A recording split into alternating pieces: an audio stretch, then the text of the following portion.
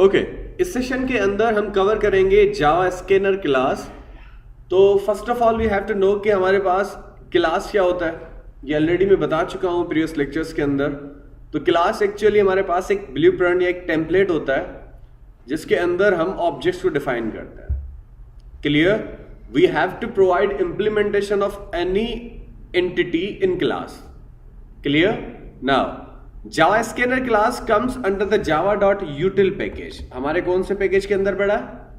java.util package के अंदर। Java has various ways to read input from the keyboard.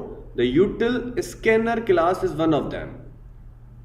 वैसे हमारे पास जावा प्रोग्रामिंग लैंग्वेज के अंदर बहुत सारे तरीके हैं जिसके थ्रू आप यूजर से इनपुट लेके उसके ऊपर ऑपरेशन परफॉर्म कर सकते हैं।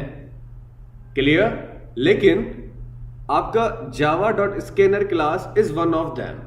हमारे पास और भी बहुत सारे हमारे पास कुछ हैं लाइब्रेरीज जो हम यूज करते हैं। ठीक है, जे ऑप्शन पेन होता है जिसके थ्रू हम एक पॉपअप दिखाते हैं यूजर को, जैसे अलर्ट था ना हमारे पास जावास्क्रिप्ट के अंदर। वैसे ही जावा के बहुत सारे और भी पैकेजेस हैं जिनके थ्रू या कुछ और भी क्लासेस हैं जिनके थ्रू हम यूजर से इनपुट लेके उसके ऊपर ऑपरेशन परफॉर्म करवाते हैं।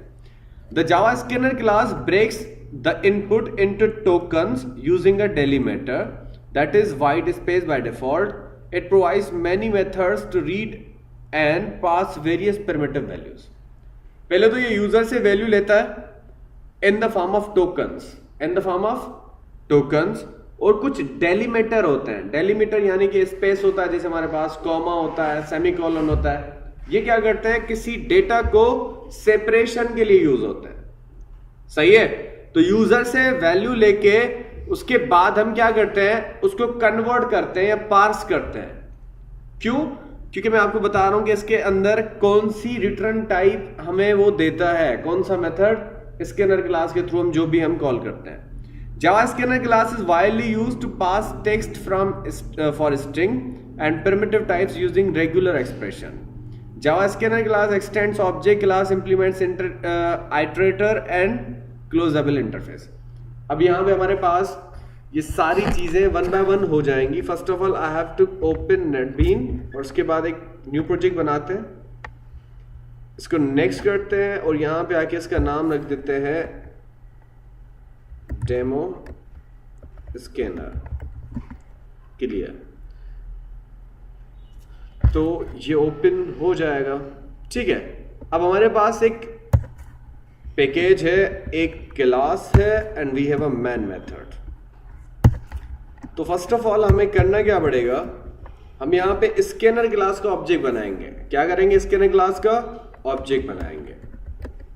Scanner obj is equal to new scanner और इसके पैरामीटर के अंदर आपको पास करना पड़ेगा system.in। मैं बताता हूं system.in क्या करता है। अब अभी तो मैंने कहा कि java.util पैकेज के अंदर पड़ा होता है कौन सा क्लास? Scanner class. तो हमें क्या करना पड़ेगा? यहां पे एक पैकेज इंपोर्ट करना पड़ेगा। कौन सा पैकेज? Import java.util dot. अगर आप चाहते हो कि इस util पैकेज के अंदर जितने भी क्लासेस हैं वो सारे क्लासेस कॉल हो जाए तो डॉट लगा के स्टैटिक लगा दें। जैसे हमने एसक्यूएल सर्वर के अंदर पढ़ा था सिलेक्ट ऑल फ्रॉम, ऐसे ही था ना। तो यूटिल पैकेज के अंदर जितने भी क्लासेस हैं उसके लिए हम क्या दे देंगे? स्टार दे देंगे। ऐसे इंपोर्ट करवाते हैं कोई भी पैकेज। लेकिन अगर आप सिर्फ स्पेसिफिक क्लास को कॉल करना चाह रहे हो तो then you have to write the specific class. सही है? अभी हमारे पास स्कैनर क्लास को ही ये सपोर्ट करेगा क्योंकि ये scanner class built in class है, ऑलरेडी जावा ने बना के आपको दी है। और इस क्लास का जो फंक्शन है वो यही है कि वो यूजर से इनपुट लेने के लिए होता है। क्लियर है? ठीक है। और ये कौन से पैकेज के अंदर पड़ा होता है? यूटिल पैकेज के अंदर। समझ में आ रहा है सबको? अब हमारे पास स्कैनर क्लास क्या करता है? स्कैनर क्लास हमें पता है कि यूजर से इनपुट लेने के लिए यूज होता है, लेकिन यूजर इनपुट कहां से दे रहा है? सिस्टम से दे रहा है ना। यानी कि हम जो इनपुट लेंगे वो अपने ही सिस्टम से लेंगे। तो इसीलिए सिस्टम खुद क्लास है और डॉट इन कि इनपुट हम लेने वाले हैं। समझ में आया?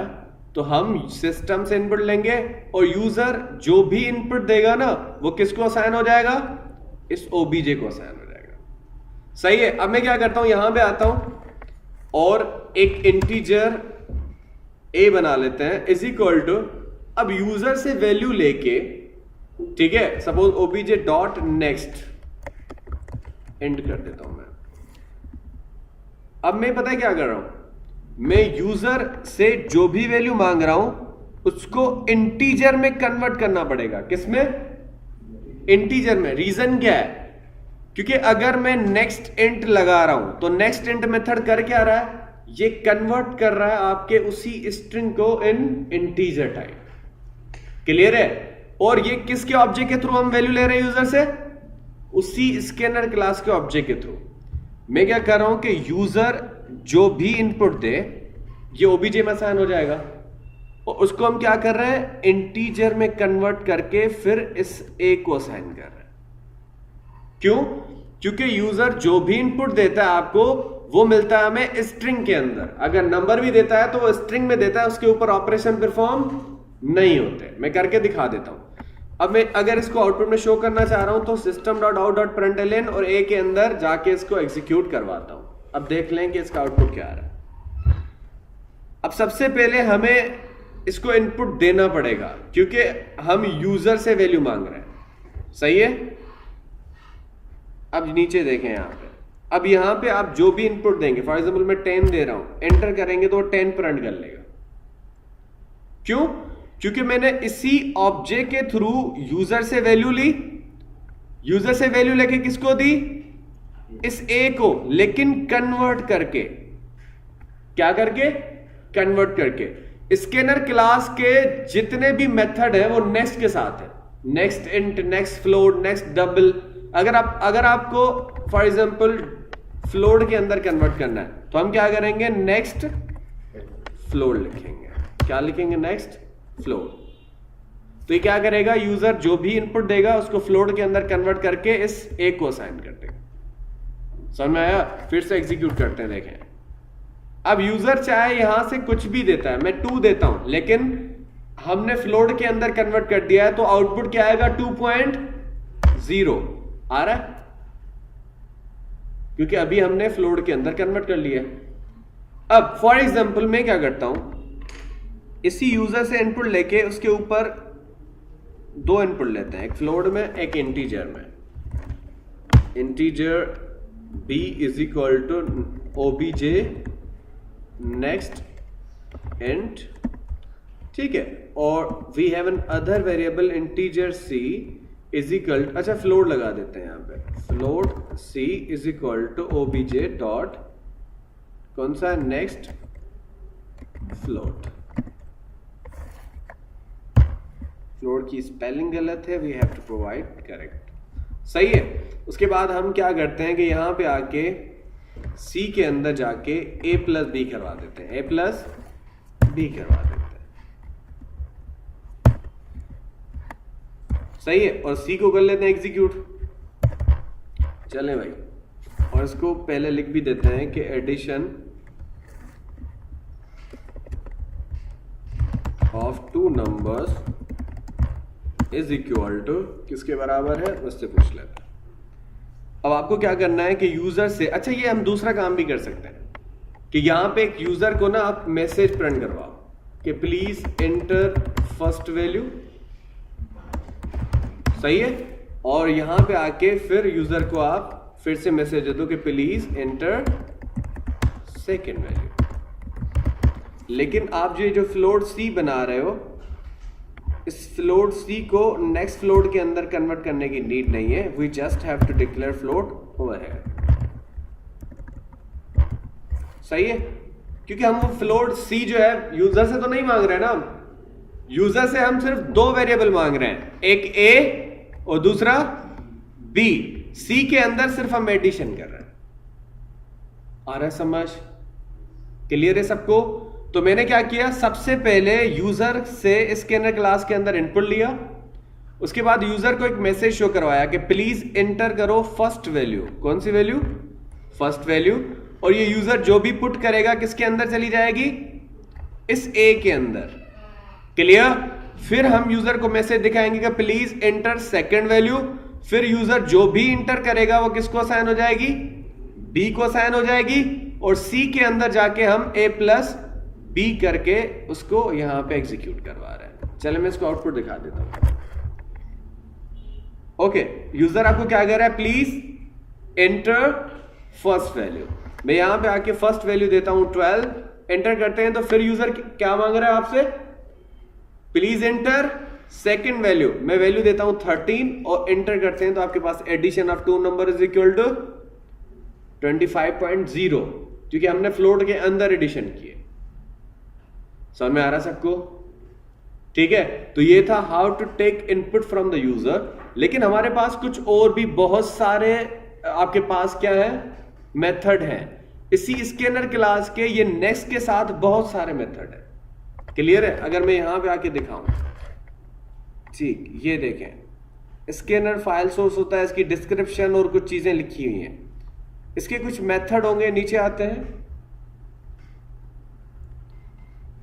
ये देखें, फाइंड ऑल, डेलिमीटर, क्लोज, ये इसके मेथड है बहुत सारे। हैज, नेक्स्ट, ओवरऑल थिंग्स आपकी यहां पे ये देखें आ रहा है। स्ट्रिंग के लिए नेक्स्ट है, कौन सा, नेक्स्ट। बिग डेसिमल के लिए next big decimal, big integer, boolean, next byte आ रहा है सारे मेथड। यहां पे हमारे पास नेक्स्ट डबल है, अगर आपके पास डबल का वेरिएबल है तो डबल में कन्वर्ट कर लेंगे। नेक्स्ट फ्लोट अभी पढ़ाया, नेक्स्ट इंटीजर। अच्छा, नेक्स्ट लाइन और ऊपर एक मेथड था नेक्स्ट, ये दोनों स्ट्रिंग के हैं। ये देखें, नेक्स्ट लाइन स्ट्रिंग है ना, थोड़ा ऊपर जाते हैं, एक दूसरा मेथड है नेक्स्ट, कौन सा, वेयर इट इज, ये पड़ा, ये भी स्ट्रिंग का है ना। अब दोनों का पर्पस क्या है, ये देखें, it is use to get next complete token from the scanner which is in use. अब फॉर एग्जांपल अगर हम इन दोनों का डिफरेंस बैठ के कंपेयर करें, it is use to get input from string skipped by the scanner object. मैं आपको बताना चाह रहा हूं कुछ ये है कि फॉर एग्जांपल मैं सारी चीजें मिटा देता हूं, यूजर से इनपुट मांगते हैं, मैं एडिशन ये सारी चीजें हटा देता हूं। यूजर से इनपुट मांगा, मैं क्या करता हूं, यहां पे आके स्ट्रिंग क्लास के अंदर, स्ट्रिंग क्लास है तो एस कैपिटल लिखना पड़ेगा आपको ऑलवेज, ठीक है। S is equal to next O B J dot next, कौन सा, नेक्स्ट मेथड। क्लियर? अब मैं क्या करता हूं, यूजर जो भी इनपुट देगा मुझे वो सिर्फ आउटपुट में दिखाना। क्या करना है, आउटपुट में दिखाना। मैं यहां पे आके इसी एस की वैल्यू आउटपुट में दिखा देता हूं। लेकिन अगर मैं इसको एग्जीक्यूट करता हूं और यूजर से यहां पे हम मांगते हैं कुछ वैल्यू, अब देखिएगा मैं कहता हूं Owais is from Hyderabad sent, ठीक है। अब ये यूजर से इनपुट लेके हमने किसको दिया, एस को दिया, किसको दिया, एस को, और इसको कन्वर्ट कौन सा वाला मेथड कर रहा है, नेक्स्ट वाला मेथड। नेक्स्ट वाला मेथड कन्वर्ट करके उसी स्ट्रिंग को किसको दे रहा है, एस को, और एस को हम यहां पे प्रिंट कर रहे हैं। अब मैं जैसे एंटर करता हूं तो आउटपुट सिर्फ अवेस आया, क्या आया, सिर्फ अवेस। तो आपके पास जो स्पेस के बाद का डेटा है वो ये रीड नहीं करता। तो स्ट्रिंग का जो मेथड नेक्स्ट है वो स्पेस के बाद जितना भी डेटा है उसको रीड नहीं करता। देखें यहां से इसको स्पेस मिला, उस स्पेस के बाद इसने जितना भी डेटा था उसने वो रीड नहीं किया। लेकिन नेक्स्ट लाइन आपका क्या करता है, नेक्स्ट लाइन हमारे पास पूरा मेथड का डेटा पढ़ लेता है। देखें, अब फिर से एग्जीक्यूट करते हैं और फिर से वही लिखते हैं, ओवेस इज फ्रॉम हैदराबाद से, एंटर करते हैं। देखिए सारा रीड कर रहा है ये। तो नेक्स्ट लाइन स्पेस के बाद भी पूरा रीड करता है, लेकिन नेक्स्ट वाला मेथड सिर्फ स्पेस तक ही रीड करता है, उसके बाद जितनी भी स्ट्रिंग है वो रीड नहीं करेगा।